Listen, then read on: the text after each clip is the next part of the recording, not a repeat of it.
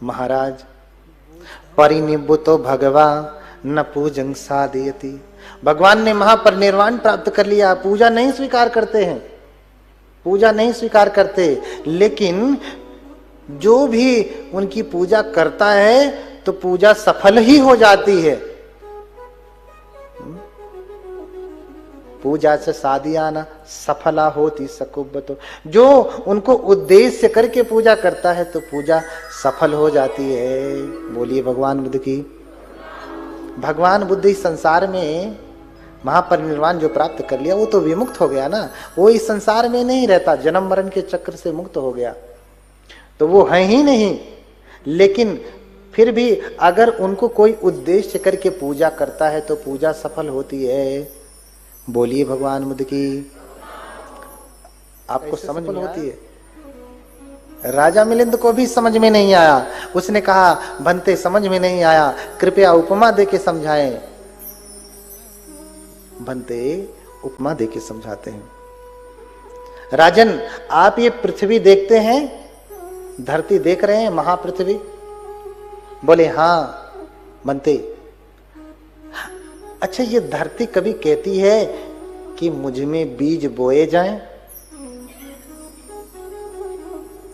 कभी किसी का खेत बुला करके कहा, हाँ, विजय जी से बुला के कहा, अरे विजय आओ बीज बो, समय आ गया है बोने का, कब बोएगा? ऐसा कहा क्या खेत ने बुला करके? खेत कभी ये चाहता है कि मुझ में बीज बोए जाएं? हाँ? अच्छा, जब आप बीज लेकर के खेत में पहुंचे तो बीज जो है खेत ने मना भी किया कि अरे नहीं नहीं मत बो बीज,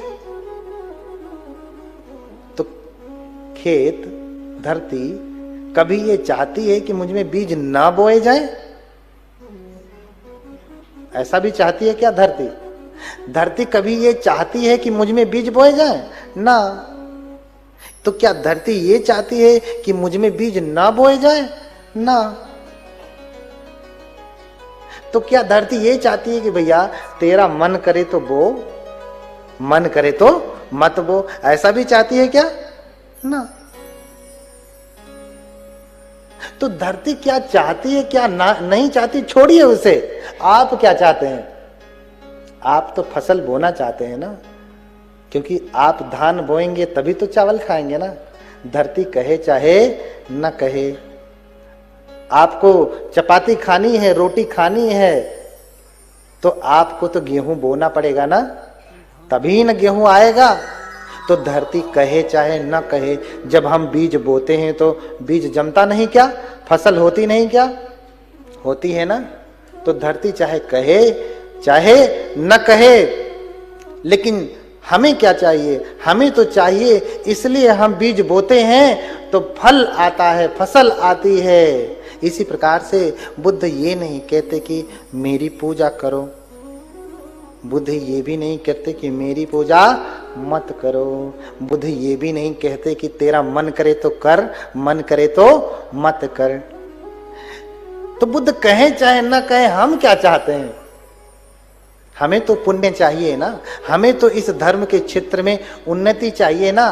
तो हम जब उद्देश्य करके पूजा करते हैं तो पूजा सफल हो जाती है। बोलिए भगवान बुद्ध की। धरती कहे चाहे न कहे, बीज बोया तो फसल होगी ही। ऐसे ही बुद्ध कहें चाहे न कहें, पूजा किया तो फल मिलेगा ही। बोलिए भगवान बुद्ध की। और जोर से बोलिए ना। हाँ बोलिए।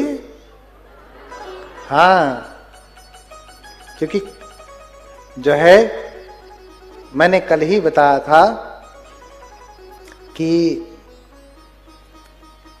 अगर अपनी वाणी को शुद्ध करना है तो गाली तो देते ही हैं, क्या करना पड़ेगा? बुद्ध के नाम का स्मरण करना पड़ेगा। इसलिए बार बार, जितनी बार, घर पे जाने के बाद कौन जाने आप लेंगे कि नहीं, यहीं ले लीजिए कम से कम जब तक है। हाँ, जितना इकट्ठा कर सकें यहीं कर लीजिए, बाद का कौन जानता है। जैसे शिविर में जाते हैं तो 12 घंटे साधना कर लेते हैं, घर में आने के बाद कर पाते हैं? नहीं कर पाते ना। 1 घंटा सुबह, 1 घंटा शाम, बाकी सारा दूसरा काम। हाँ, तो फिर दूसरे उदाहरण से समझाते हैं। कौन? भंते नागसेन। हाँ, जैसे कोई ढोल हो, इधर देख रहे हैं ना, तबला है ना, तो तबला ये जो बजा रहे हैं, तबला इनसे कह रहा है बार बार क्या कि मुझे बजाओ। तबला चाह रहा है कि मैं बजूं? नहीं हो सकता है। मंच पे रखा हो तो सोच रहा हो कि अच्छा मैं रखा हूं तो मैं बजूं, ऐसा सोच रहा है क्या? नहीं। अच्छा, जब ये बजाने जा रहे हैं तो तबला कह रहा है कि अरे नहीं नहीं, मैं ना बजूं, मुझे मत बजाओ, ऐसा नहीं। और तबला कभी ये भी कह रहा है क्या कि तेरा मन करे तो मत बजा, ऐसा कह रहा है क्या? नहीं। लेकिन हमें तो भाई संगीत सुनना है ना, वो चाहे कहे चाहे न कहे, तो जब हम बजाएंगे तो आवाज नहीं आएगी? आएगी ना। ऐसे ही बुद्ध चाहे कहें, बुद्ध चाहे न कहें, जब हम बुद्ध को उद्देश्य करके उनकी पूजा करते हैं तो पूजा सफल हो जाती है। हाँ, अब नहीं कहेंगे भगवान बुद्ध की करना हो।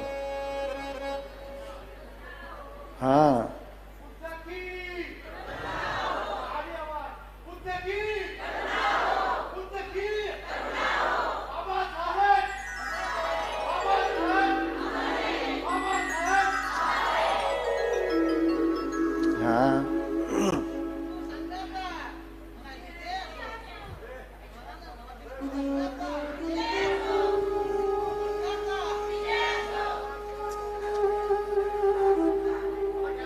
तो बुद्ध कहें या ना कहें, जब हम बुद्ध को उद्देश्य करके पूजा करते हैं,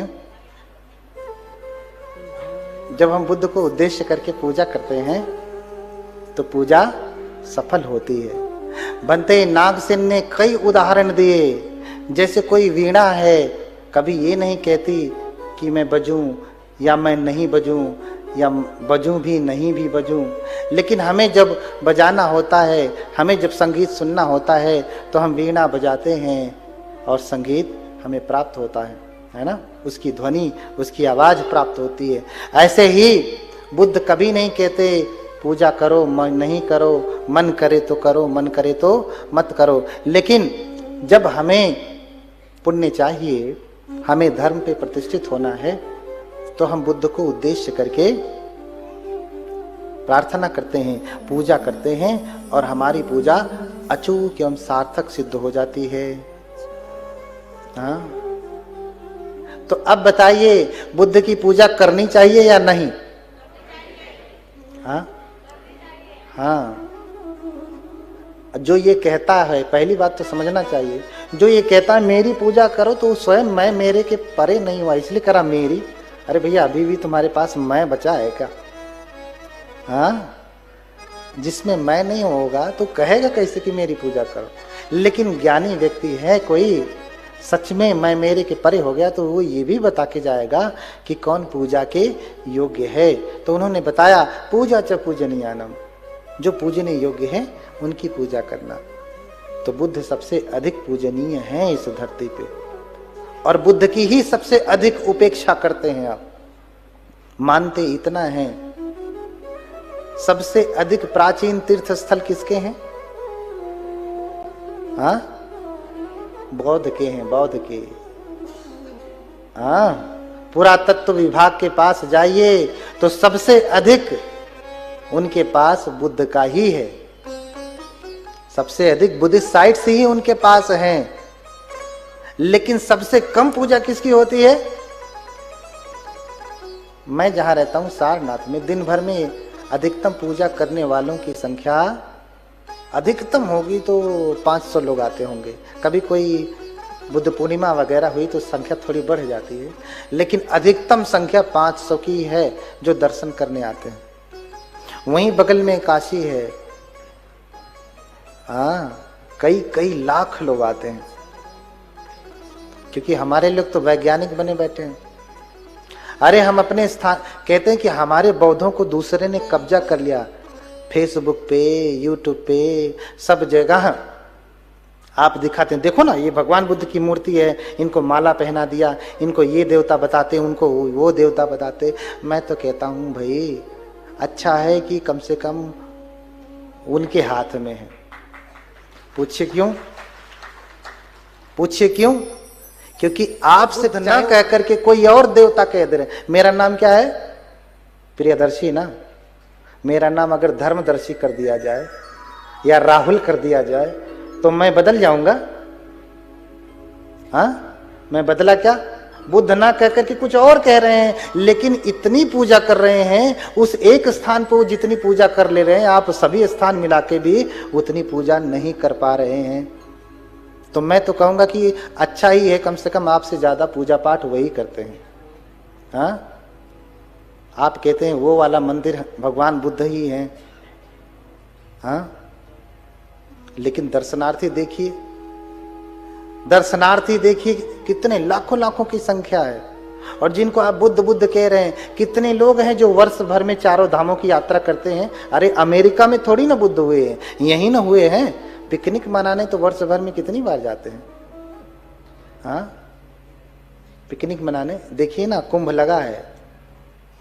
अच्छा हो चाहे बुरा हो, इसका प्रश्न नहीं। उनके धर्म में ऐसा है, अपने धर्म के अनुसार वो जा रहे हैं, तो मैं इसे बुरा नहीं कहता, क्योंकि उनके धर्म में कुंभ में स्नान करना, जो है गंगा में स्नान करना पावन माना गया है। तो वो जा रहे हैं अपने धर्म के अनुसार।